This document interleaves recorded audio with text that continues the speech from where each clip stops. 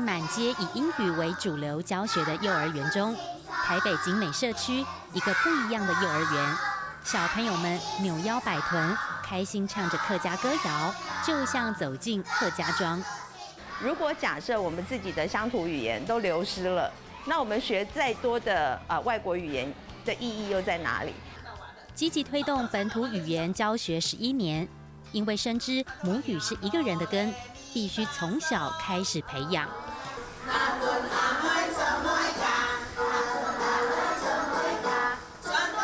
来，有没有从头唱到尾？啊，从头有唱到尾的，你按腔哦。我们每认识一个语言，认识一个文化，就等于是帮孩子开启了一扇窗、一扇门。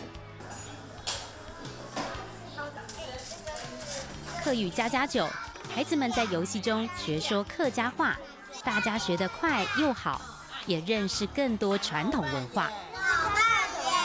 没有车子好坐，我今天给他坐轿子，好不好？啊，轿子叫丑 K 位，小朋友学起来比较好矫正口音，因为他小朋友很纯真，从口音里面去矫正，他将来的发音就会比较准确。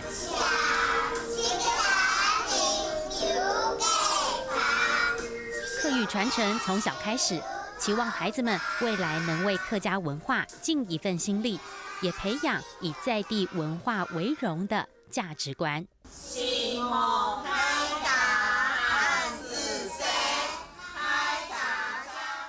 上课喽！唔喊腔哦，唔喊腔哦，唔喊腔哦。